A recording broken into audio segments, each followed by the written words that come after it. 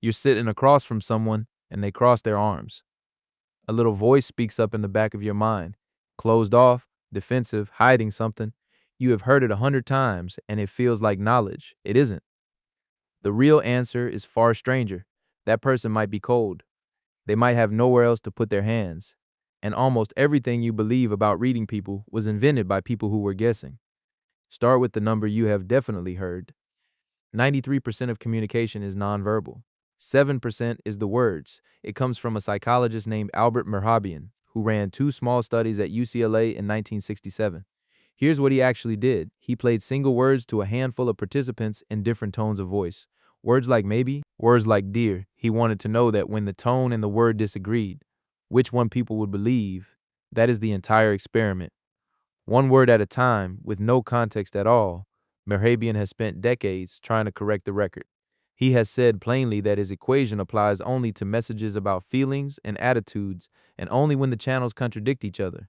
It was never a law of conversation. If it were, you could sit through a lecture in a language you do not speak and walk out with most of the content. So why did it survive? Because it flatters you.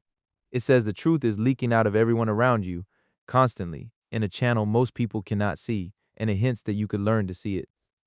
That promise runs on a second idea, one that sounds far more scientific than it is.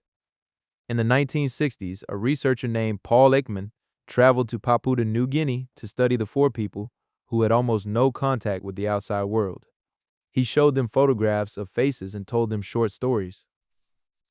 From their answers, he built the theory that a handful of emotions have universal facial signatures.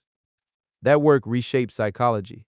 It also got flattened in the retelling into something Ekman never proved. That the face is a readout. That the feeling inside produces the expression outside the way a thermometer produces a number. Does it? In 2019, a team led by Lisa Feldman Barrett reviewed more than 1,000 studies on exactly that question. Their conclusion made headlines. People scowl when angry roughly 30% of the time, which means most of the time they do not. And people scowl constantly for reasons that have nothing to do with anger, concentration, confusion. Bright sunlight, the face is not a readout. It is one signal and it means different things in different bodies in different rooms. Now hold that next to what happens when you try to catch a liar. This is where the body language industry makes its biggest promise. Watch the eyes, watch the hands. Somewhere in there, the lie will surface. In 2003, a psychologist named Bella DePaulo led a review of 158 cues that were supposed to reveal deception. Almost none of them worked.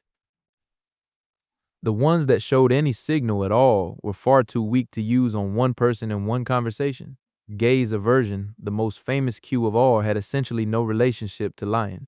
Liars do not look away more. They often look at you more, because they are watching to see if it is working. Then Charles Bond and DePaulo gathered hundreds of experiments where people judged whether someone was lying. Across roughly 24,000 judgments, average accuracy was 54%. 50% is a coin. And that number barely moves for the people you would expect to be experts. Police officers, judges, customs agents, they score about the same as everyone else, with one difference that should worry you. They are far more confident. So does that mean people are unreadable? No, and this is the part that never makes it into the seminars. In 1992, Nalini Ambady and Robert Rosenthal at Harvard took silent video clips of college teachers, 10 seconds long, and showed them to strangers who had never met these people and could not hear a word they said. The strangers rated them on warmth and competence. Those snap judgments were then compared to end-of-semester evaluations from students who had sat in those classrooms for months. The ratings matched. When the clips were cut to 2 seconds, they still matched. They called these thin slices, and noticed what the strangers were doing. They were not decoding a crossed arm, they were absorbing a whole person moving through a moment and letting an impression form. Your brain is extraordinary at that. It was built for it. For most of human history, your survival depended on guessing what the person in front of you intended, and there was never time for a checklist. So why do you get it wrong so often? Because of what you do next. A researcher named William Icke spent decades measuring something he called empathic accuracy. Not whether you can label an emotion in a photograph, but whether you can guess what another person is actually thinking during a real conversation. He recorded two people talking, had each of them write down what they had been thinking at every moment, then had them guess the other person's thoughts. Average accuracy hovered around 20 to 30%, not zero. nowhere near complete. But here's the finding that should change how you handle every conversation you have. The biggest gains did not come from training people to spot cues. They came from feedback.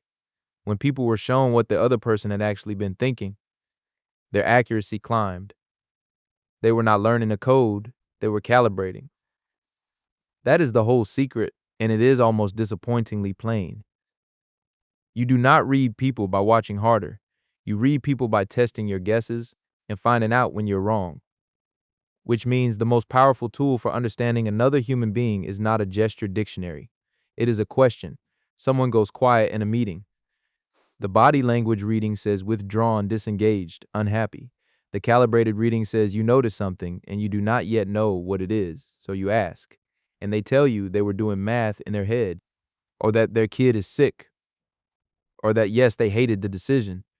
Now you know, and your model of that specific person just updated. There's one last piece, and it explains why the fake version feels so convincing.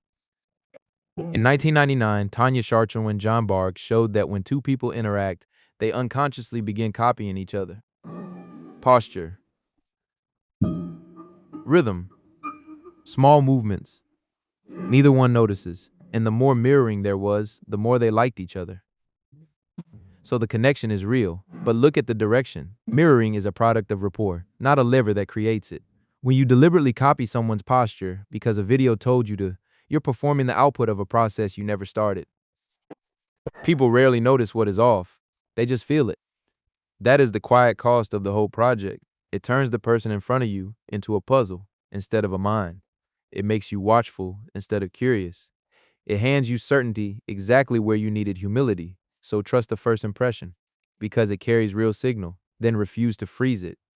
Ask about what you notice instead of concluding it. Watch patterns across time, not gestures in a moment.